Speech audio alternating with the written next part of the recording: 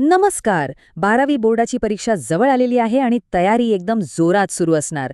पण एक प्रश्न सगळ्यांनाच पडतो की सहकार या विषयात पैकीच्या पैकी गुण कसे मिळवायचे. तर आज आपण याच प्रश्नाचं उत्तर शोधणार आहोत, तेही एका ठोस आराखड्यासह. चला मग थेट मुद्द्यावर येऊया. हाच तो प्रश्न आहे ना, नाही का? आणि याचं उत्तर आहे हो, हे नक्कीच शक्य आहे. पण त्यासाठी ना एक स्मार्ट स्ट्रॅटेजी लागते. आणि ती स्ट्रॅटेजी आपल्याला कुठे मिळणार? तर थेट बोर्डाच्या अधिकृत आराखड्यातून, ज्याचं विश्लेषण आपण आता करणार आहोत. ओके, तर कुठल्याही परीक्षेची तयारी करताना सगळ्यात पहिलं काम काय असतं? तर सिलेबस समजून घेणं. पण फक्त काय वाचायचं हे महत्त्वाचं नाहीये, तर कोणत्या भागाला किती महत्त्व द्यायचे हे कळणं जास्त महत्त्वाचं आहे. चला बघूया गुणविभागणी काय सांगतेय. हे बघा, स्क्रीनवर जो तक्ता दिसतोय ना, तो थेट बोर्डाने दिलेला अधिकृत आराखडा आहे. आपलं सगळं विश्लेषण ह्याच फॅक्ट्सवर आधारित असणार आहे. त्यामुळे यात कोणतीही अंदाजे गोष्ट नाही, सगळं काही पक्कं आहे. आता यातली सगळ्यात इंटरेस्टिंग गोष्ट बघूया. या तक्त्याकडे जरा नीट बघा. सहकारी संस्थेंचे संघटन, सहकारी बँकांचा अभ्यास आणि महाराष्ट्र सहकारी संस्था कायदा 1960, फक्त हे 3 घटक विकल्पासह तब्बल 76 गुणांसाठी विचारले जातात. म्हणजे विचार करा, जवळजवळ 75% पेपर याच 3 प्रकरणांवर अवलंबून आहे. हेच आता ह्या चित्रातून बघूया, म्हणजे गोष्ट आणखी सोपी होईल. जवळपास 65% गुणांचा भार फक्त या 3 मोठ्या घटकांवर आहे. याचा सरळ सरळ अर्थ काय? तर या 3 प्रकरणांवर जर पक्की पकड मिळवली तर यश आपल्या हातात आहे. आपली अभ्यासाची रणनीती इथूनच सुरू होते. ठीक आहे, तर काय अभ्यासायचं हे तर कळालं. पण आता वळूया एका त्याहूनही इंटरेस्टिंग भागाकडे.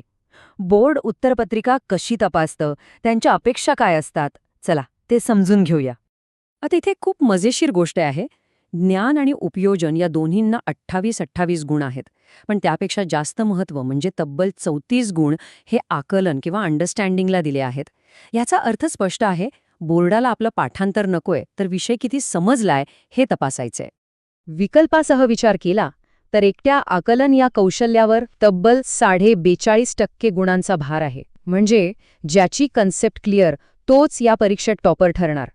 फक्त घोकंपट्टी करून चांगले गुण मिळवणं इथे खूप अवघड आहे. मग हे आकलन म्हणजे नेमकं काय, असा प्रश्न पडला असेल. सोपं आहे.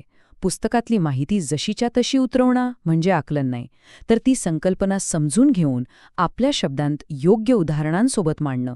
खरी कन्सेप्च्युअल क्लॅरिटी इथेच तपासली जाते. चला एक साधं उदाहरण घेऊया. ज्ञान म्हणजे काय? तर सहकारी संस्थेची व्याख्या आठवून लिहिणे. पण आकलन म्हणजे तीच व्याख्या आपल्या जवळच्या एखाद्या उदाहरणाने स्पष्ट करणे. ज्ञान म्हणजे कायद्यातल्या तरतुदींची यादी करणं. पण आकलन म्हणजे त्या तरतुदींची गरज का आहे हे समजावून सांगणं. हाच तो फरक आहे जो आपल्याला इतरांपेक्षा पुढे नेल. बरं, आता थिअरी बरीच झाली.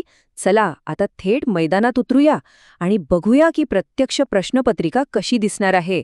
म्हणजे परीक्षेच्या हॉलमध्ये आपल्यासमोर नक्की काय येणार आहे हे आता आपण सविस्तरपणे पाहू.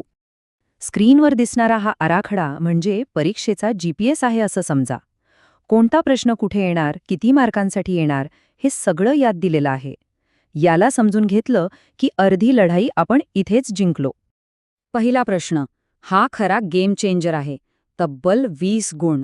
आणि गंमत म्हणजे यात 10 वेगवेगळे प्रकार आहेत, ज्यापैकी कोणतेही 4 विचारले जाऊ शकतात. त्यामुळे या 20 गुणांसाठी वरवरचा अभ्यास अजिबात चालणार नाही. आपल्याला प्रत्येक प्रकरणाच्या आत खोलवर शिरावं लागेल. पहिल्या प्रश्नानंतर पेपरचा बाकीचा आराखडा असा दिसतो. इथे बघा, फरक स्पष्ट करासाठी सगळ्यात जास्त म्हणजे 12 गुण आहेत. म्हणजे इथे स्कोर करायला खूप संधी आहे. प्रत्येक प्रश्नापुढचे गुण बघूनच आपल्या वेळेचं नियोजन करायचंय. आता एक सगळ्यात महत्त्वाची स्ट्रॅटेजिक टिप लक्षात घ्या.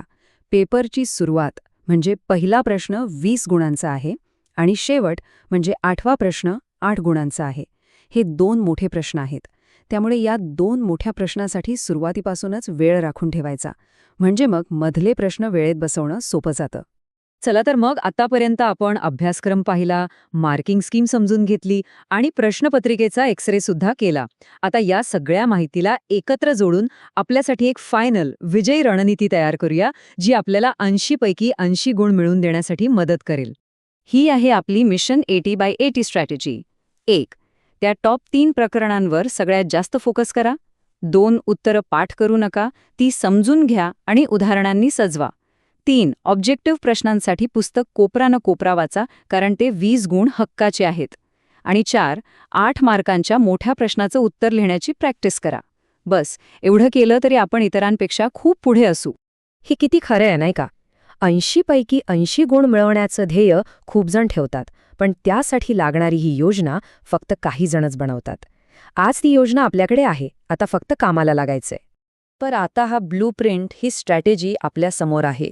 विचार करा, या माहितीमुळे आपल्या अभ्यासाच्या पद्धतीत आता सगळ्यात मोठा आणि महत्त्वाचा बदल कोणता करायला हवा यावर नक्की विचार करा आणि कामाला लागा. परीक्षेसाठी खूप खूप शुभेच्छा. यश नक्की मिळेल.